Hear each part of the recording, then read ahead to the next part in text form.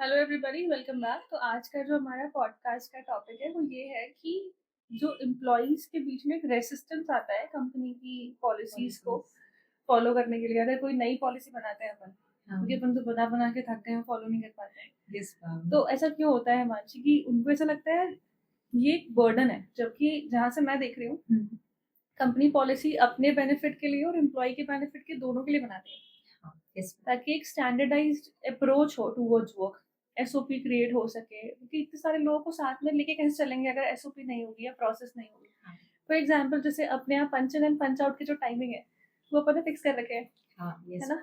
और रोज अगर कोई लेट कमिंग में आता है तो इन्फॉर्म तो करना पड़ता है। अब I have seen in many people that resistance आता है ये फॉलो करने में, या स्ट्रेस लगता है। ऐसा क्यों? It's not about punch in punch out, it's also about like maintaining notion now days. या हम डेली की हाँ। मीटिंग्स लेते हैं, और मीटिंग्स के लिए तो पता है मेरे को ऐसा लगता है इंस्टाग्राम ने ज्यादा थोड़ा सा ना ओवर एम्फेस कर दिया मीटिंग्स को, हाँ। है ना। मतलब जो मीम्स वो आते हैं मीम्स आते हैं ना आजकल, उनमें उससे। तो मतलब बहुत ज्यादा ऐसे कॉर्पोरेट मजदूर वाले हाँ, बहुत ज्यादा ऐसे आते हैं। मतलब हम लोग स्पेसिफिक नहीं कर रहे हैं किसी भी कंपनी या किसी भी उसको, बट एक कि बात हम खुद बताना भी चाह रही बनाते हूँ हैं क्योंकि हम भी वैसे। बनाते हैं उस काइंड के स्टफ। बट बस ये बताना चाह रहे हैं कि आप जिस चीज को नेगेटिवली बहुत ज्यादा ही ले रहे हैं, वो उतनी भी नेगेटिव नहीं है। कंपनी पॉलिसी इसलिए बनाती है ताकि हर चीज एक प्रोसेस में चले, एक स्टेप बाय स्टेप रहे, एक हायरार्की मेंटेन रहे। आपको पता हो कि मेरा वर्किंग टाइमिंग अगर सुबह 10 से 7 का है तो 10 से 7 आपको वर्क करना है। आप अगर हम लोग पॉलिसी ना बनाए, कंपनी अगर पॉलिसी नहीं बनाए, तो दिक्कत ये आएगी कि कोई भी कभी भी आ रहा है, 4 बजे आ रहा है, कोई 6 बजे आ रहा है, कोई 2 बजे आ रहा है वर्किंग के लिए।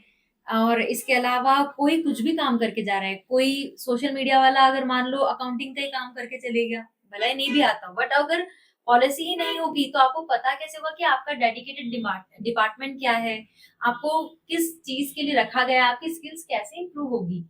जब पॉलिसी ही नहीं होगी, पॉलिसी से ही हम लोगों को इम्प्रूवमेंट आता है, हमारे अंदर एक डिसिप्लिन आता है। डिसिप्लिन जो स्कूलों में सिखाया जाता है, वो भी एक पॉलिसी का ही पार्ट होता है, ताकि हमारी ग्रूमिंग हो।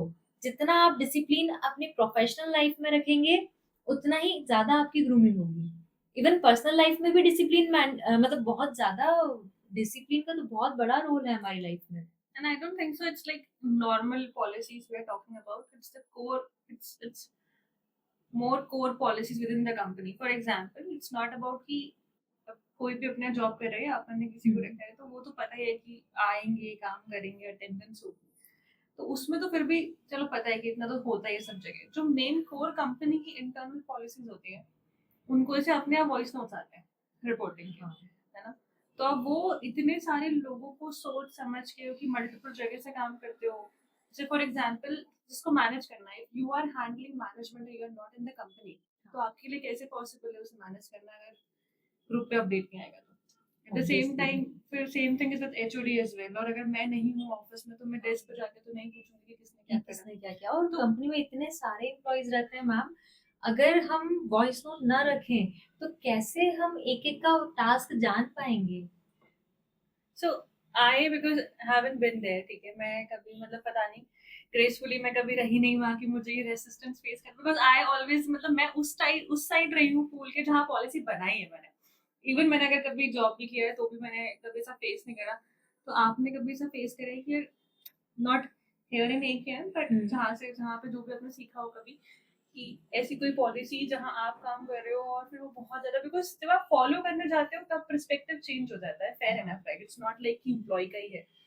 अगर मुझे, अगर आज अपन किसी और ऑर्गेनाइजेशन में जाए या सपोज किसी इवेंट में जाए, and they also do entry, right, gate पे। हाँ।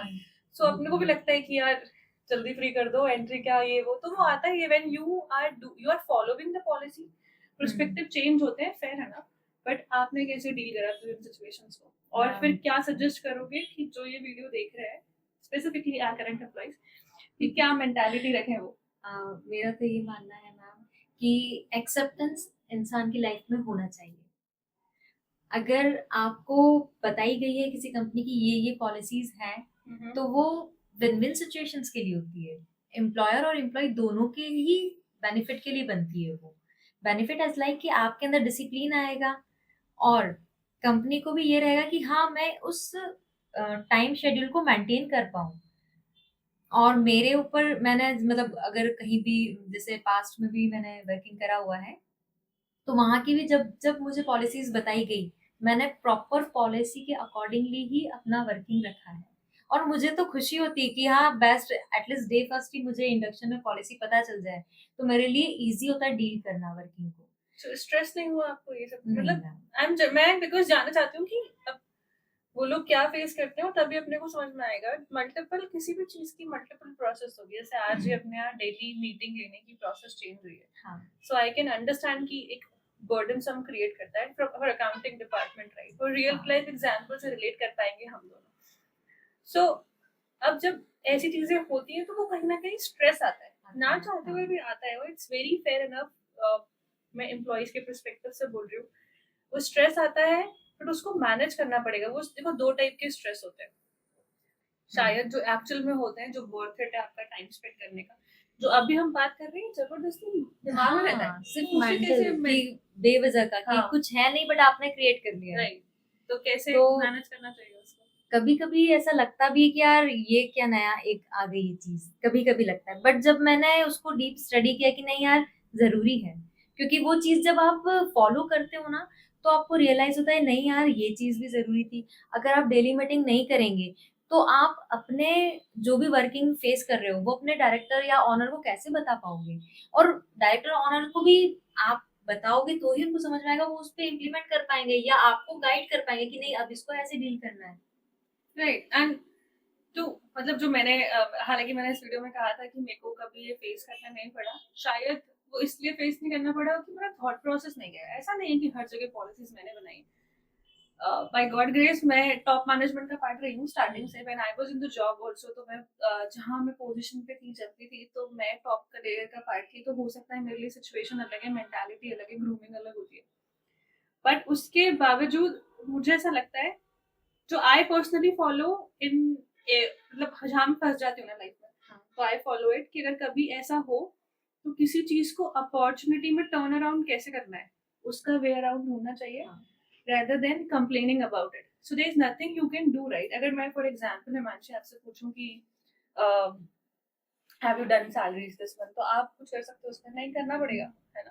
काम है, वो करना पड़ेगा। वैसे ही अगर रिपोर्टिंग काम है तो करना पड़ेगा, but how are you going to turn challenges into opportunities is something that people need to learn, because ये यहाँ का नहीं है, ये सब जगह का ही है।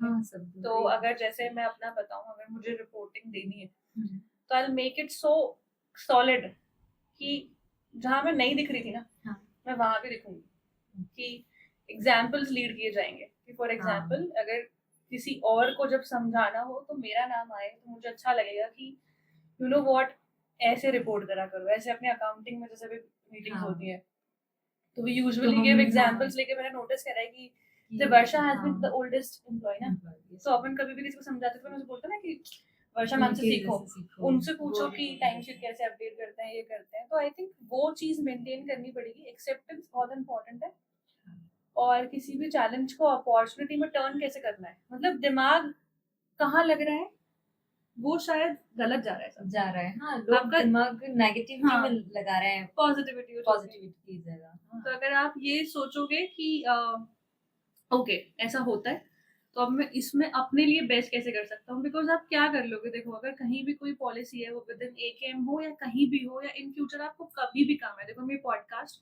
खाली हमारे एकेएम की कंपनी को सो कॉल्ड बेटर बनाने के लिए नहीं बना रहे हैं। हम कुछ चैलेंज और मतलब मार्केट में और कुछ दुनिया में चेंज करने के लिए भी, एक मेंटेलिटी लोगों की चेंज करने के लिए भी पॉडकास्ट कर रहे हैं। तो our suggestion to all of you is that कि उसको भागो मत उससे, है ना? और उसको अपॉर्चुनिटी में टर्न अराउंड करने की कोशिश करो। कि जैसे अभी मेरे साथ रिसेंटली हुआ था, वी मिस्ड द डेडलाइन, तो मतलब मिस नहीं हुई एक्चुअली, होने वाली थी। 0.1% चांस था। एक्चुअली चांस मिस होने का चांस ही नहीं था, मैंने सबको ऐसा बताया कि मिस हो जाएगी। And then I did a proactive communication to our client, और जैसे ही वो प्रोएक्टिव कम्युनिकेशन हुई, तो अभी जो अपना सैटरडे संडे और फ्राइडे सैटरडे संडे ये बहुत लिबरल गया, क्योंकि कुछ चीज मिस आउट नहीं होने वाली थी। फिर भी बिकॉज ऑफ ओवर कम्युनिकेशन मैंने बता दिया। अब वो जो वहाँ पे अगर मेरे को वो हसल होता ना, हाँ वो रिपोर्ट करना पड़ता, टाइम पे नहीं दे पाती, तो चीजें आती मेरे ऊपर, तो वो नहीं हुई। तो चैलेंजेस को अपॉर्चुनिटी में कैसे टर्न करना, I think this is something everybody should learn. Thanks for watching our podcast, will see you in the next week. Thank you. Thank you